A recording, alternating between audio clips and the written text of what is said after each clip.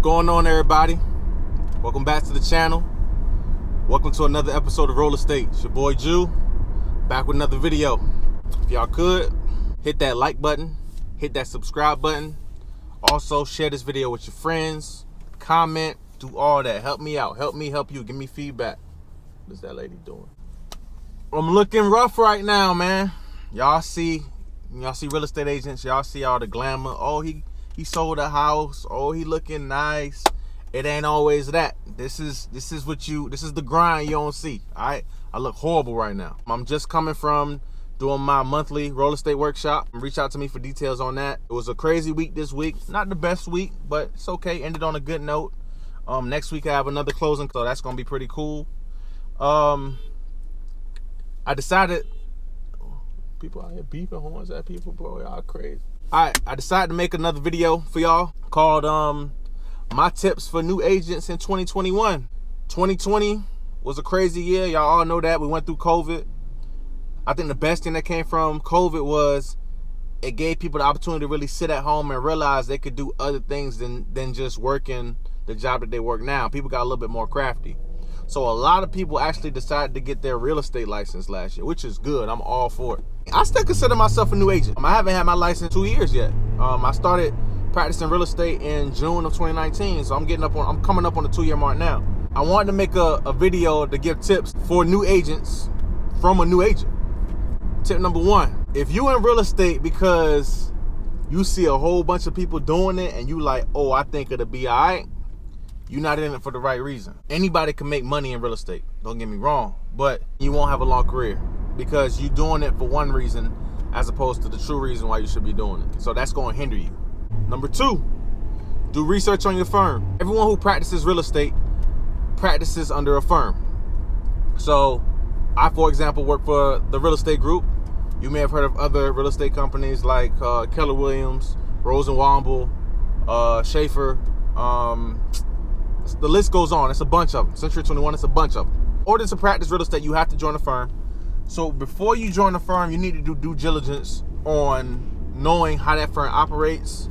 And you need to go a little bit further than just knowing, what's the commission split.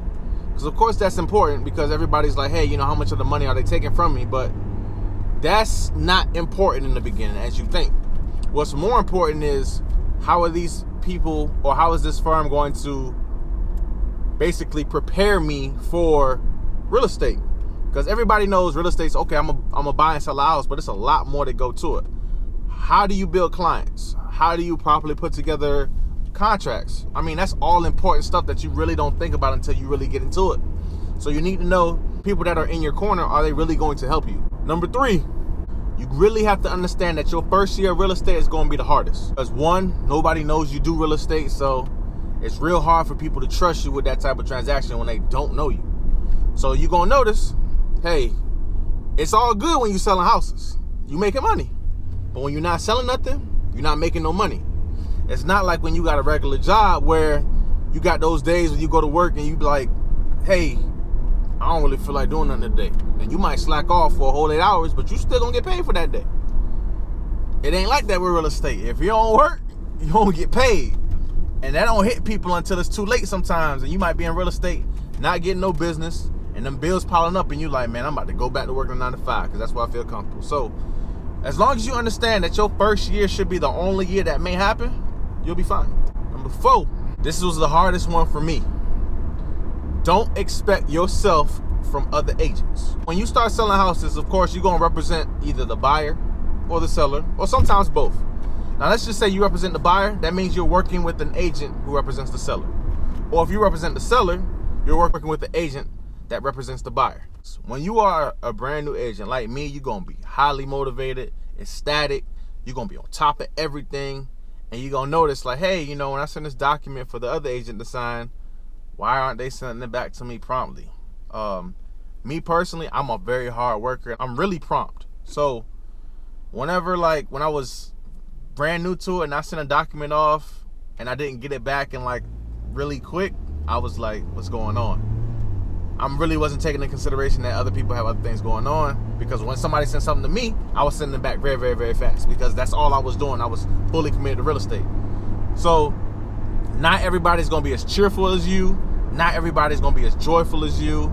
It's a seller's market right now. So if you have a buyer and you're talking to sellers, some selling agents just are flat out rude. I mean, I'm gonna be straightforward with you. And you gotta know how to keep a cap on your emotions, because it can get stressful. So don't expect yourself from other agents. Keep doing you, keep being great, but don't get discouraged when you don't get that in return. And number 5, probably the most important thing you need to understand as a new agent is you can fail. Now, I want you to listen to what I just said. You can fail. I didn't say you will fail. If you understand that you can fail, like truly understand it, you'll do everything in your capabilities to make sure that don't happen. If you don't treat it as such, you will fail, and you'll have a very short career in real estate. It's really easy to get complacent in a self-employment position, because nobody's holding your hand and telling you, hey, you should go do this. Nobody's saying, hey, you got to be here at this time. That's all on you. So it's all going to depend on how serious you are about real estate, and it's going to depend on how do you feel about, actually committing to your goals. And that's going to show how great you will be in the future. 2021, it's a new year. It's a bunch of new agents. So keep in mind everything I just told you guys. But at the end of the day, your success can be only achieved by you. Do everything you need to do. Learn everything you need to learn.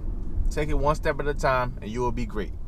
Business always overlaps business. So as soon as you get through the first year, which is the most difficult, the next year has become progressively easier.